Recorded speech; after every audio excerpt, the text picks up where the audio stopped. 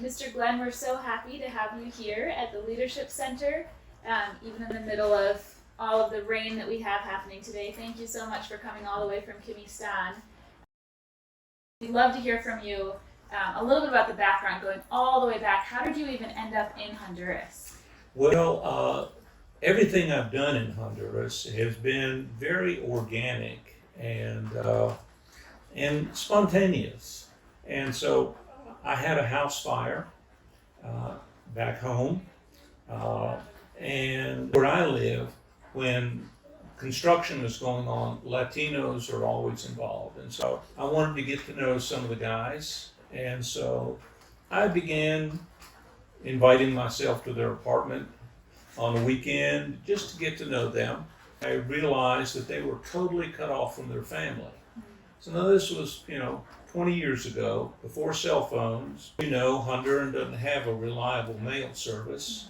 And they, for the most part, were illiterate in Spanish as well as English. And so I thought I would offer to make a video of them, bring it to their family in Honduras, and make a video of their family in Honduras and take it back to them. And that was coming from a big part of my background is in the social sciences, and I've spent a lot of time studying that. So I came, and I got directions from each of them, and as you probably know, directions in Honduras is not 129 Main Street. Pause there. You came to Honduras just because you had met these men who were working on your house. Did you speak Spanish? Had you been to Central America before? As best I remember, I wasn't sure where Honduras was. I knew that it was in Latin America, but that's about all. I did not speak any Spanish. I wrote out 3x5 cards with things I needed to be able to say, like when I got to the bus stop, say, "Where's the bus to San Pedro Sula?" That's how I got around. Wow. Even on that first trip on a bus with my 3x5 cards, I met this woman who now runs our biggest project here. So you started here just on week-long, 2-week-long trips, just kind of exploring using public buses and transit, Yeah.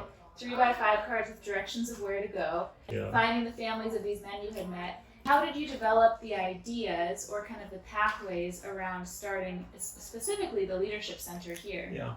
Well, the Leadership Center, in my mind, was kind of born out of a sense of need, because the word entrepreneur or entrepreneurial skills and studies is just not known here. There's no school in Honduras teaching entrepreneurial skills, and I just recognized that there's so much potential in that, and that not only would people have jobs, they could become employers, and there's great need for employers here, and there's a great need in Honduras for ethical leaders, and not one university in Honduras is teaching ethics. And so to be able to offer classes in ethical leadership and entrepreneurship, it seemed to me that that was just the kernel that could turn around Honduras. That was the embryo that could make a difference. And so along that line began with women, because women have so much influence in society. They become mothers, they teach their children, so there's a big multiplier effect there. And one women's college in Honduras. There's not one residential college in Honduras. There's not one English college in Honduras. And so TLC was very unique, and it was just filling a need. So inspiring too, to think about. I mean, the research all points to the reality that investing in women makes such a huge impact on the generations that follow them, on their entire communities, Yes. as they reinvest. There's So a real powerful. multiplier effect there. How was it that you even found? People are always asking me that. How did we end up in this random place in the middle of nowhere in central Honduras? Well, it's kind of a funny story.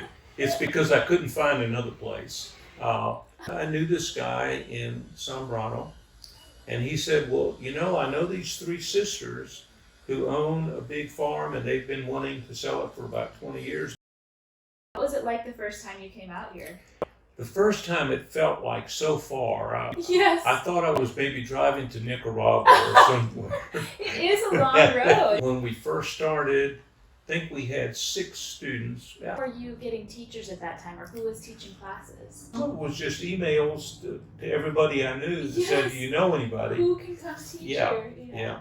I think the best thing we ever did was split off and get LMI started Yeah. that's focused on TLC, because there's so much it could be. So when you first founded TLC, what really was your vision for what this would grow to become? What really was your heart for it? Well, I had been involved in helping quite a large number of people start businesses in Honduras. But the businesses were all pretty simple and without not much potential for employment. I mean, those families are employed, but they weren't going to employ more people. It just seemed to me that there could be a multiplier effect by doing that here and filling the need, and hopefully eventually employing through the graduates numbers of people. And you know, think of this as being kind of the petri dish where we learn how to do it, and then take what we learn here and use it in other areas. And you know, all along there's been the idea that we could be teaching guys, not just gals. When you see kind of where we're at right now, is this kind of what you envisioned, or is it very different than what you were envisioning? I had a conceptual vision that we were going to be teaching Hondurans, and they were going to go out and be starting businesses and employing people. And to some degree, that's worked. And you know, have a long ways to go on that. But I think for being in its embryonic phase, you know, roughly its first 10 years or so, I think it's been successful and has learned enough to be way more successful in the next 10 years.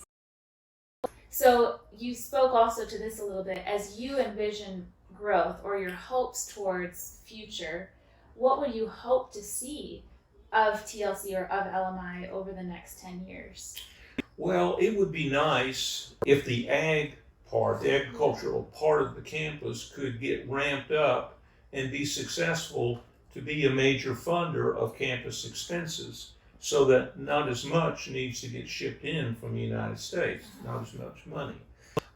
And the money that comes in, more of it could be available for expansion. I think there's all kind of things that LMI could be doing in Honduras, in addition to something that's similar to TLC, or 2 or 3 things that are similar.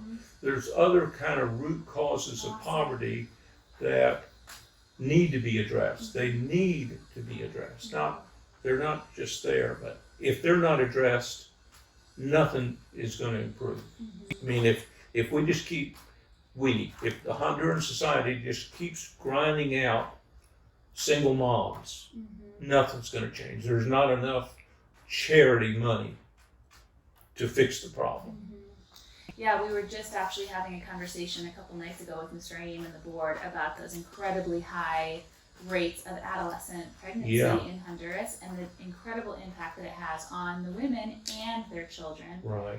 And talking again about the way that TLC certainly is a response to that in many ways. These women that are here between the ages of 18 and 22, they are able to invest so much more deeply in their futures as a result of their ability to be here, to study, to get an accredited certificate, and then move on and create change.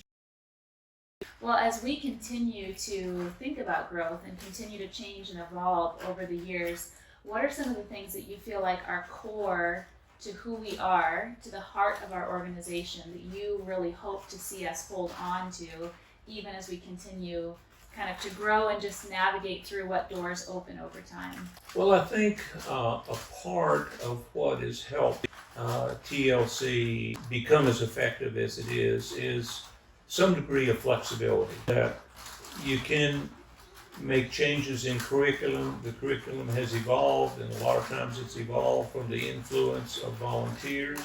Some of the campus rules have evolved. And so I think probably a good thing to do is maintain some sense of flexibility.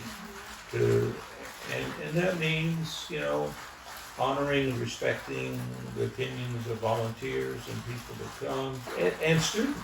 Yeah. And graduate students. Glenn, it's been so much fun to have you today.